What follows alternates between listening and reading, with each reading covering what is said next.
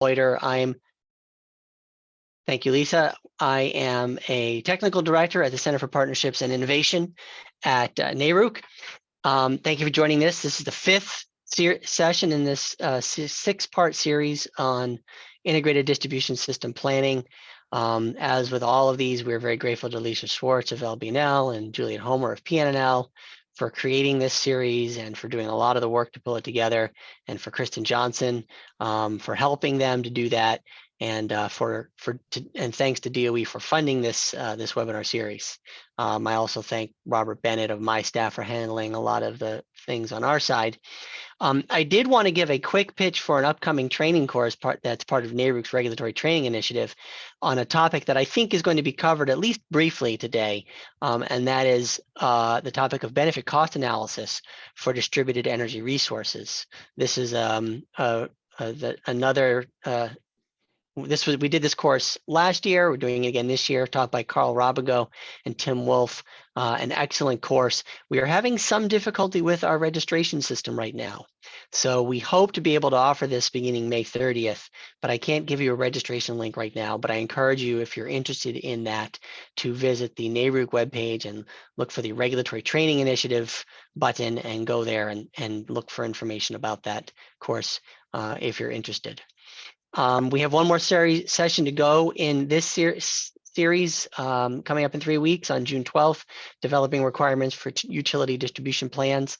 I will put the link to register for that and for the whole page for this whole series in the chat in a moment.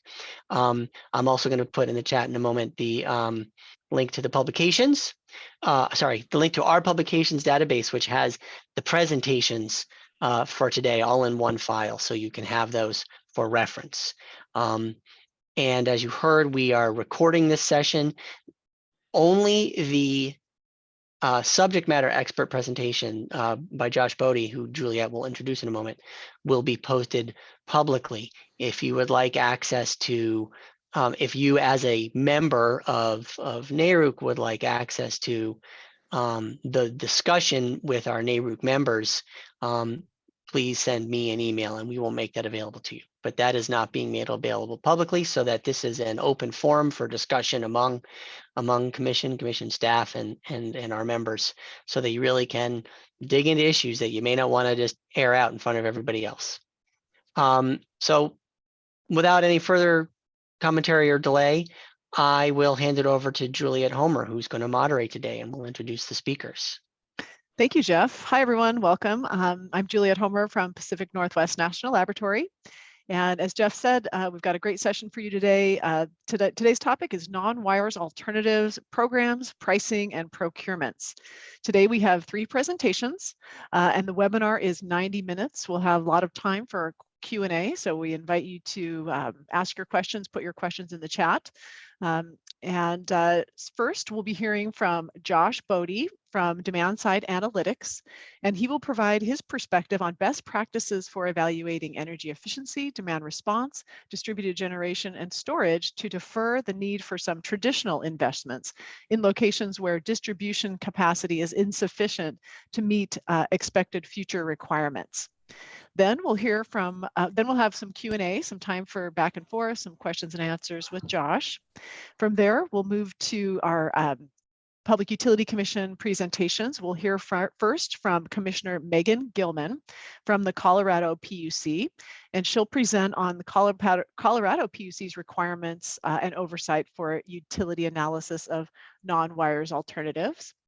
After Commissioner Gilman, we'll hear from Rob Peterson from the California Public Utility Commission, and he'll share California's perspective and experience with non-wires alternatives.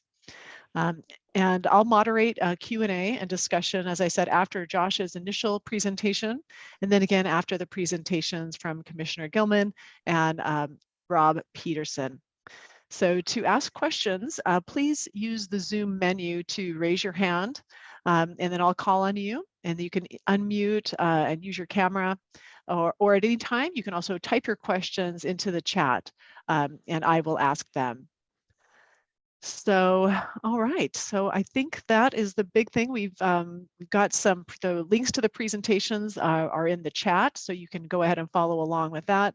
And then also want to make a plug for our evaluation. We're going to put a link to an evaluation form also in the chat. And before you leave today, we really ask that you would take just a minute or two, a few minutes to fill that out. It's really helpful for us and for NARUC and for DOE. So please fill out that evaluation form when the time comes. So with that, we're going to have Josh. Josh, if you want to go ahead and load up your slides, I'm going to do a brief introduction of Josh Bode from Demand Side Analytics as he gets his slides going here. So Josh Bode is the owner and principal consultant at Demand Side Analytics, LLC. Josh focuses on advanced application of data analytics using large volumes of hourly and sub-hourly data for planning, valuation, and evaluation in the energy sector. Josh has led over 50 studies related to impact evaluations, valuations of distributed energy resources, time-varying pricing, cost effectiveness, and market potential studies. And Josh works on implementing innovative applications of smart meter data as well. And most recently, Josh is working on how to align DERs with grid value and developing location-specific probabilistic forecasts of distribution loads and location-specific marginal costs. And so, Josh, we're actually seeing the other mode, so you want to switch your displays. We're not seeing the full slides at this point. Are we seeing your notes also? I'm actually frozen at this point. I'm not sure why. Okay, let's see. You want to, just maybe end the show and start again. We can always share the slides for you. We've got them if we need to, but try it one more time. You can do that. Let's do one check here. Hold on. Okay.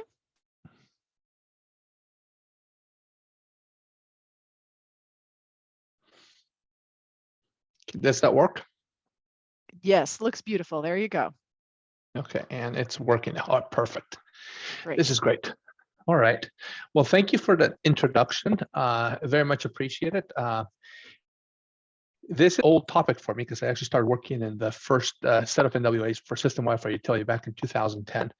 And since Con Ed first started with their Brooklyn Queens demand side project, this has kind of taken off and kind of filtered into the DRP demand resources proceeding in the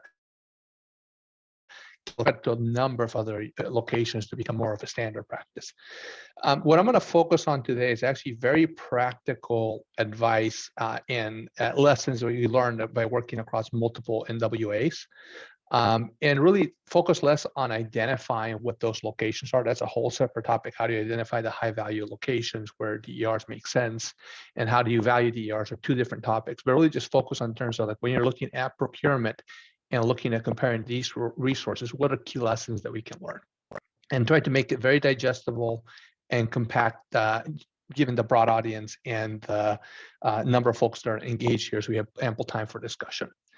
So a couple items that come up, and most folks may know this, but I want to lay the background. One of the key things that jumps out is that peak demand affects planning at just multiple levels. We can go all the way down to the household or business side. What demand is happening at that home is going to affect the need for transformers or pole-top transformers or PET mount transformers. It's going to affect the secondary line segments and what they need to have at those locations. It's eventually going to roll up to a distribution station, typically a transformer at the distribution substation.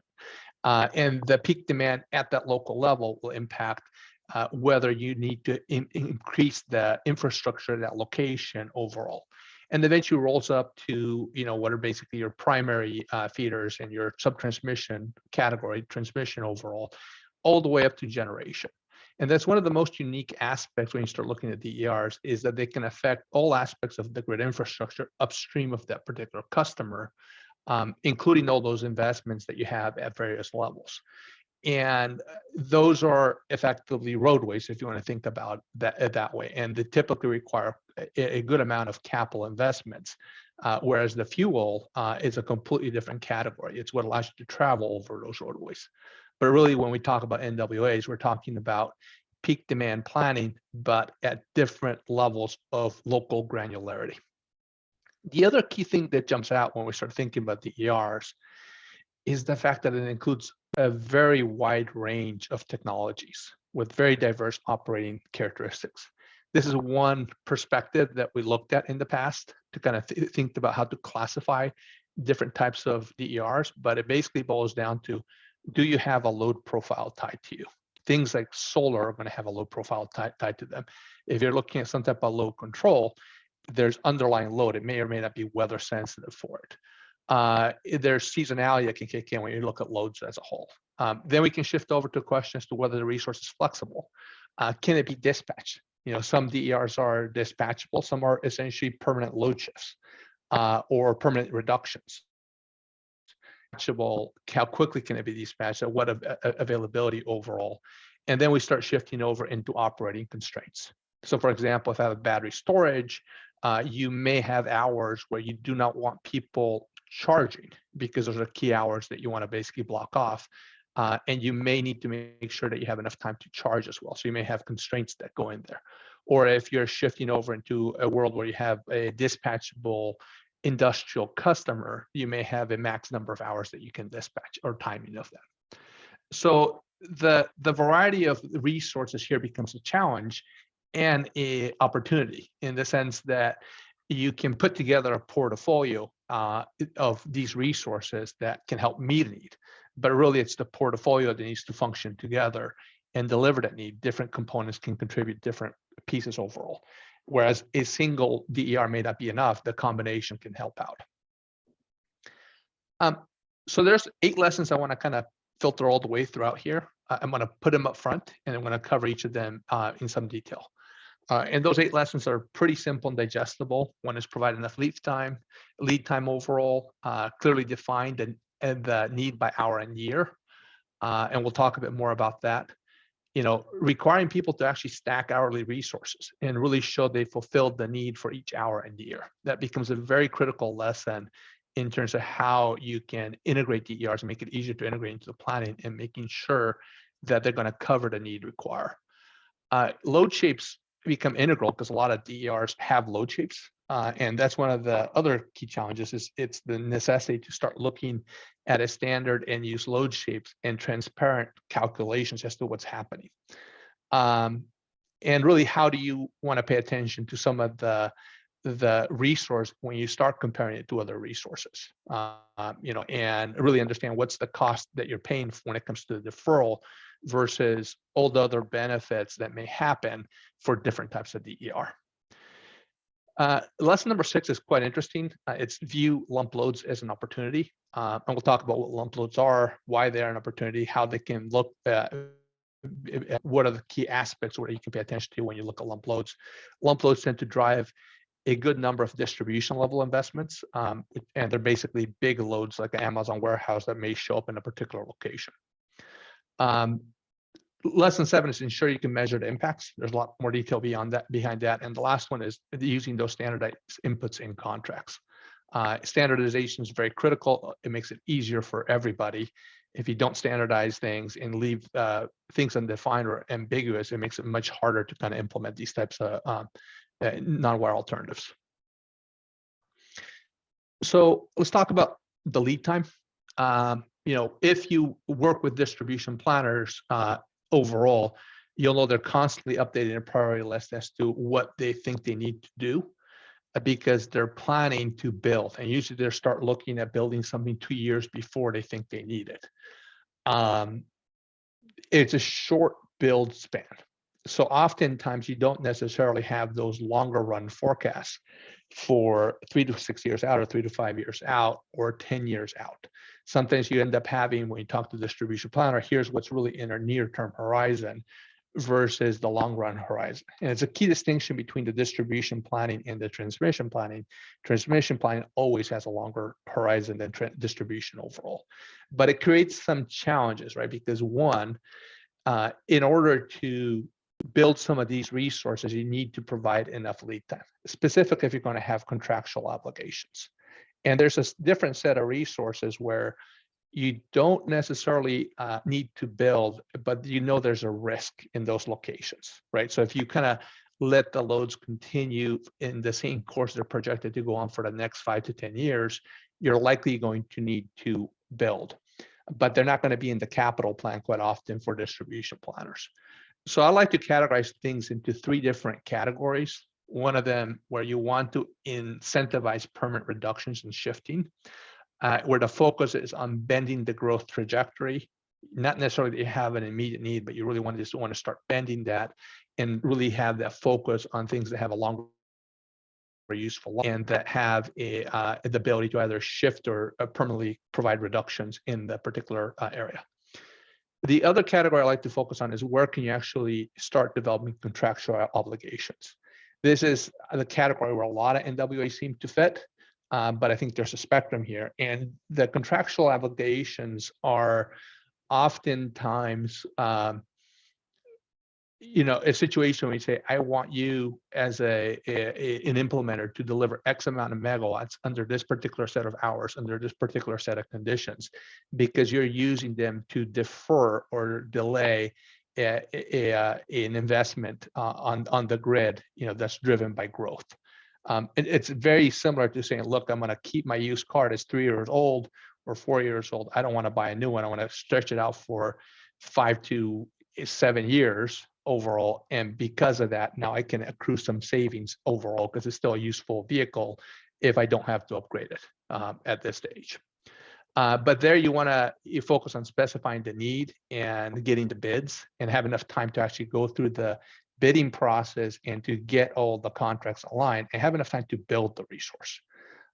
Which is why a lot of those resources are better suited, to that 3 to 6 year lead time as a whole. There's the other category where oftentimes construction needs to happen relatively quickly. It might be less than 2 years. You can provide, some deferral capability there, but it'll be more limited and harder to build things quickly. There's an exception to that, which we'll get to, which is talking about lump loads. So it's kind of a useful component, but the main lesson here is you need to have enough lead time to allow for these resources to be analyzed to make sure that you can build them and to put in place. Lesson number 2 is very critical. It's clearly defining the need by hour and obviously in avoiding blocks. And we'll explain why we avoid blocks here.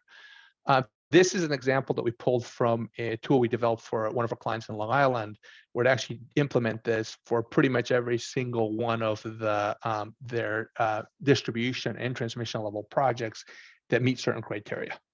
And they're kind of looking through and saying, well, what's the load relief needed? And that's really like the load that is in excess of the applicable rating. Typically the summer emergency rating, or it might be a normal emergency rating if you're talking about a feeder. But really the key thing that jumps out is that the magnitude of the resource, the timing and the duration actually varies based on how many years of deferral you want. So what I need to have in place to get like a 3-year deferral and the value associated is very different than what I need to have for a 10-year deferral. The hours tend to be broader. The amount of times you have to call resources is higher, if you want to go for the longer deferral period, and you may need to have a different mix of resources to be able to meet that need.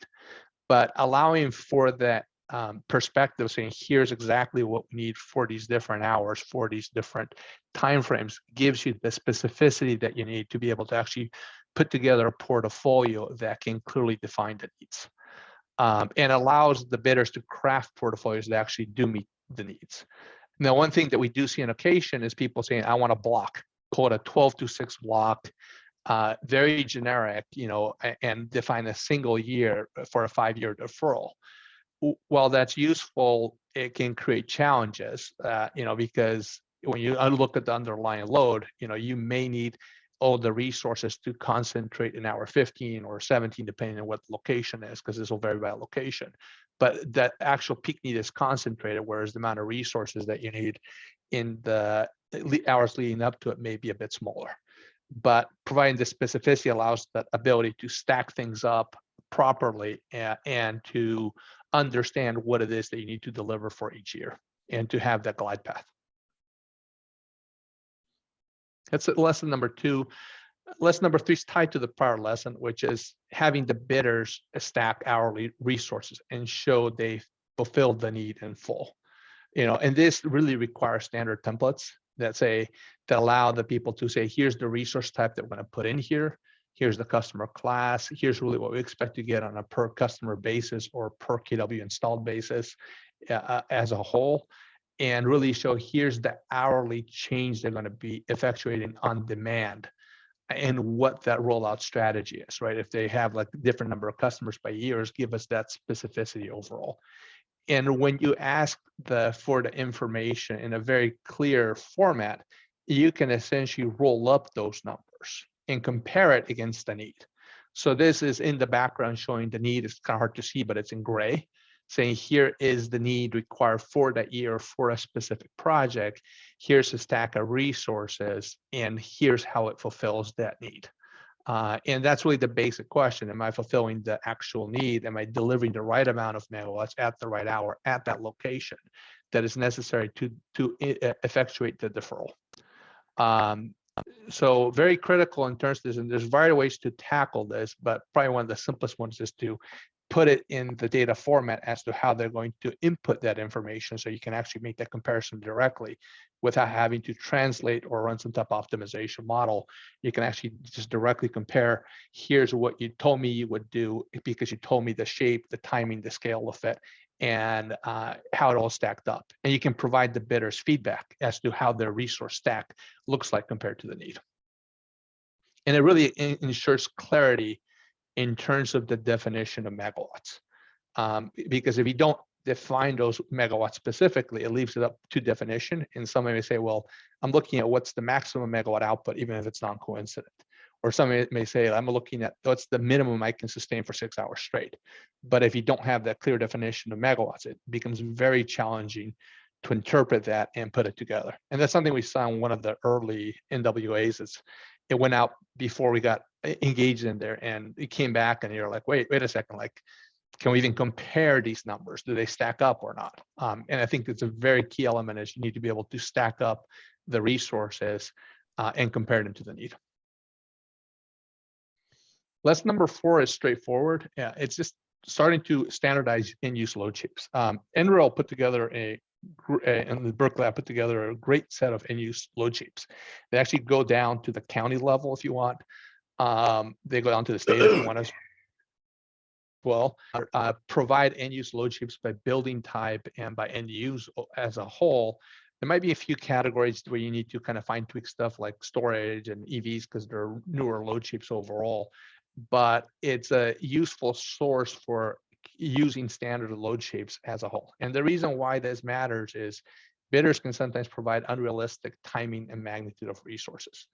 I've seen a few bids where people come on board and they say like, hey, I have a HVAC load control. That HVAC, pulls 5 kW at max draw. Well, in practice, yes, but most of those, HVAC units are not going to be running at 100% run rate for the full hour. They'll actually be more of a delivery like of 2.5 kW or 3 kW, depending on where you're at. And sometimes you get unrealistic load shapes or load shapes where it doesn't have the shape. So just feeding folks and saying, here's a set of load shapes that we're going to be using as a standard is a good starting point. That way you can have the same discussion, the same assumptions, and you can allow some flexibility and modifications. Like if somebody's doing battery storage, that's a flexible resource. They can show you how they move it, but you just want to understand when they deviate from standard load shapes and by how much, and have a good reason if they're going to deviate for that. Josh, this is Julia. Just real quick, this is a time check. Yeah. You just got about 2 more minutes. So. Oh, well, I'll speed up a bit faster. Okay. And so that's kind of self-explanatory. Lesson number 5 is really straightforward, is assess the net cost of the resource. One time, sometimes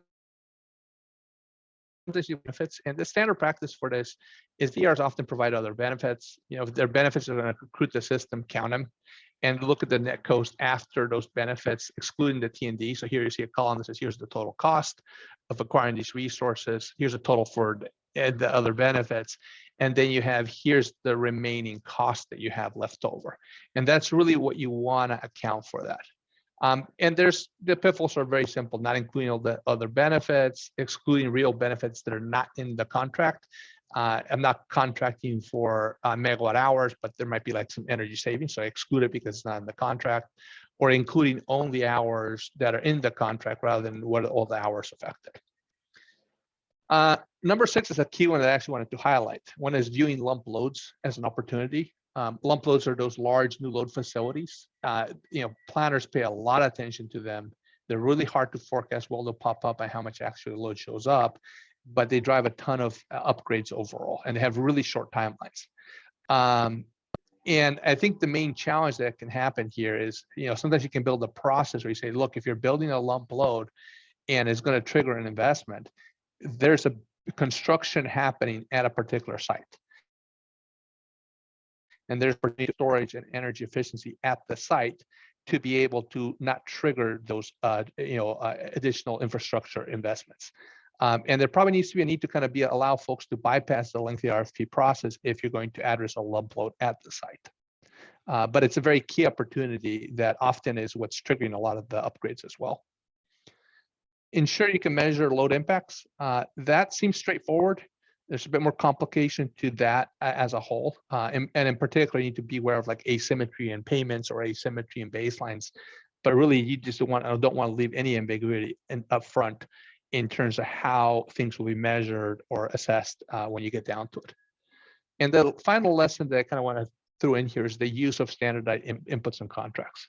You want to have those drop-down menus with pick lists. You want to have clearly laid out information and definitions. You want to be able to understand the magnitude of research over time. You want to have standardized pricing templates and really clear definitions. If you don't, you're going to end up with a mess, and it'll be more work for everybody.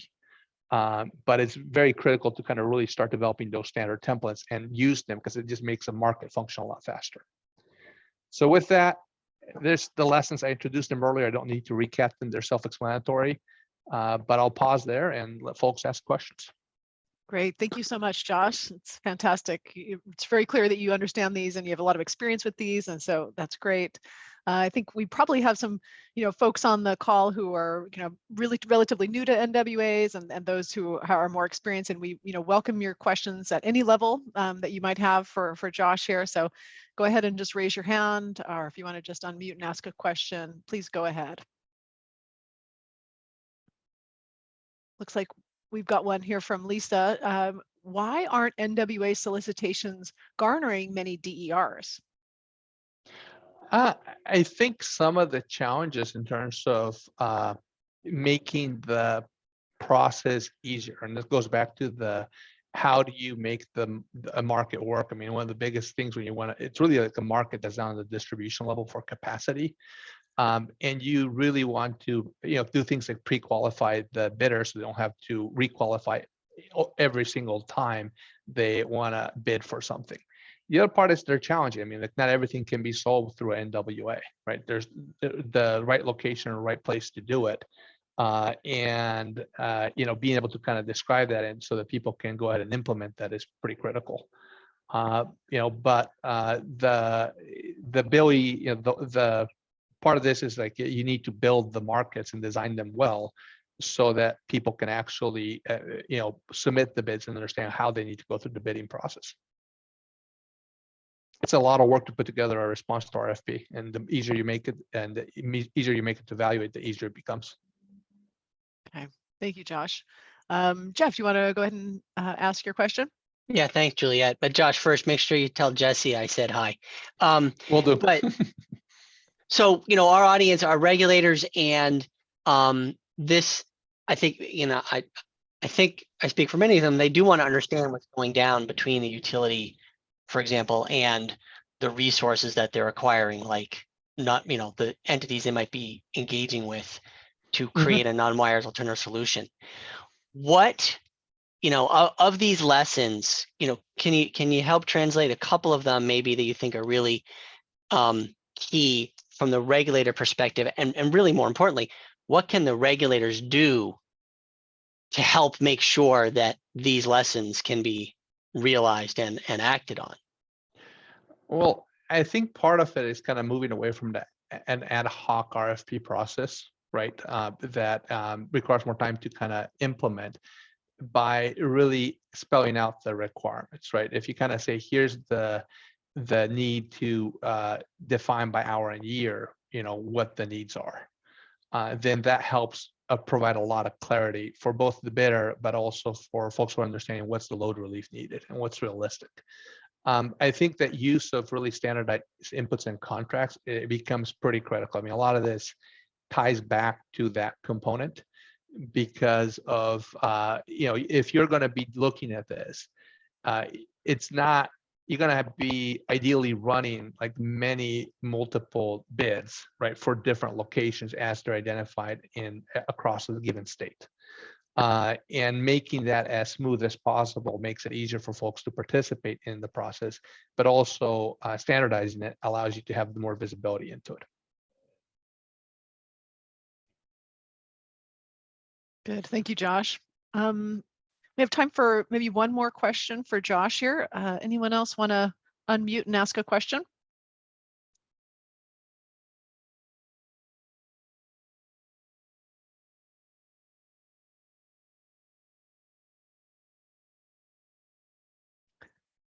Okay, maybe I'll ask a question.